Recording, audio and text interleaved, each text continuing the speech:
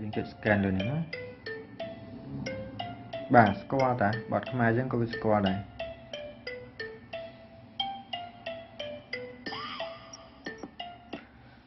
បាទហើយកម្មវិធីនេះវាមានភាពងាយស្រួលសម្រាប់បងប្អូនចង់បានសំឡេង sound effect ឬក៏យើងឮតែគេចាក់ពីចម្ងាយយើងអត់ដឹងពីចំណងជើងបទចម្រៀងអញ្ចឹងយើងអាចប្រើកម្មវិធីហ្នឹងវាផ្ដល់ភាពងាយស្រួលសម្រាប់យើងដែរ Drop it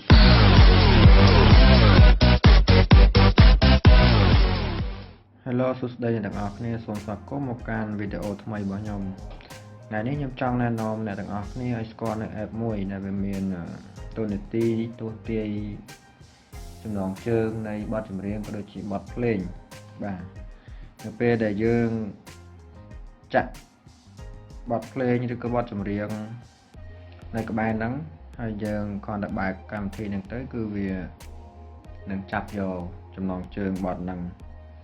ដែលវាមានភាពងាយស្រួលសម្រាប់បងប្អូនដែលចង់ដឹងពីចំណងជើងឬក៏យើងចង់ស្ដាប់បទហ្នឹងដែរប៉ុន្តែមិនដឹងថាចំណងជើងបទអីចឹងបើសិនជាយើងមានកម្មវិធីនេះមួយគឺវាមានភាពងាយស្រួលអញ្ចឹងដើម្បីកុំឲ្យខាត់ពេកយើងចូលទៅដំឡើងកម្មវិធីនឹងទាំងអស់គ្នាដំបូងបងប្អូនចូលមកកាន់ App Store មកហើយសូមបញ្ជាក់បងប្អូនផងដែរថាកម្មវិធីនេះវាមានតែនៅលើ iOS ទេនៅលើ Android គឺអត់មានទេអញ្ចឹងបងប្អូនវាយតាមខ្ញុំមកវិធីសាសាមបាទអញ្ចឹងបងប្អូនវាយវិធីសាសាមមកហើយយក search មកបាទគឺជាកម្មវិធីនេះហើយអញ្ចឹងយើងចុចដំឡើងវាមកបាទបន្ទាប់ពីដំឡើងហើយយើងរងចាំវាឲ្យពេញទៅ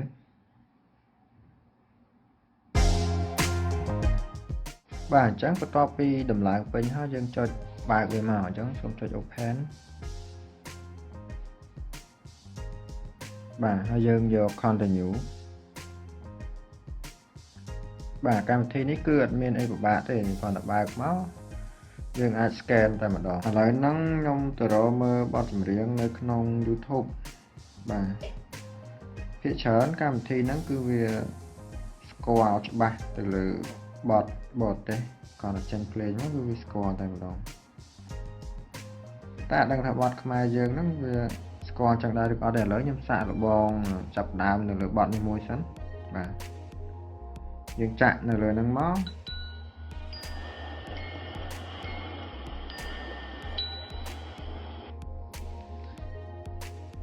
យើងចាក់នៅលើហ្នឹងហើយយើង scan នៅលើទូរស័ព្ទនេះចុចពឹបលើវាមុនមក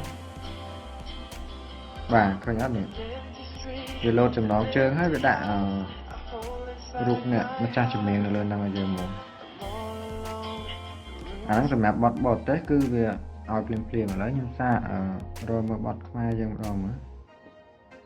នេះអានេះបទបរទេសដែរខ្ញុំសាកចូលមកទៀតចុចអានេះ scan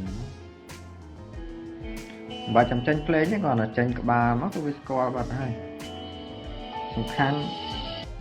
បទហ្នឹងគឺវាអត់ជន់មួយគេឥ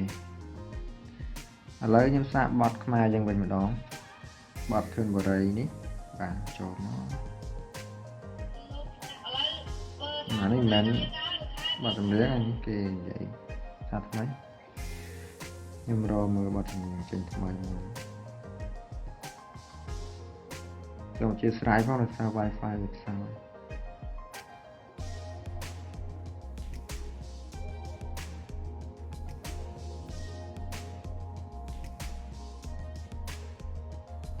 ឥឡូវខ្ញុំសាកបទឡានសារ៉ែនោះតើវាស្គាល់អត់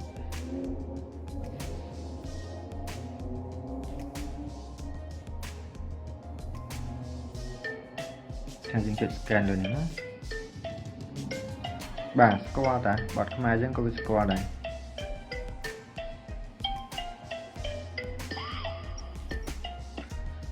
បាទហើយកម្មវិធីនេះវាមានភាពងាយស្រួលសម្រាប់បងប្អូនចង់បានសំឡេង sound effect ឬក៏យើងឮតែគេចាក់ពីចម្ងាយយើងអត់ដឹងពីចំណងជើងបទចម្រៀងអញ្ចឹងយើងអាចប្រើកម្មវិធីហ្នឹងវាផ្ដល់ភាពងាយស្រួលសម្រាប់យើងដែរ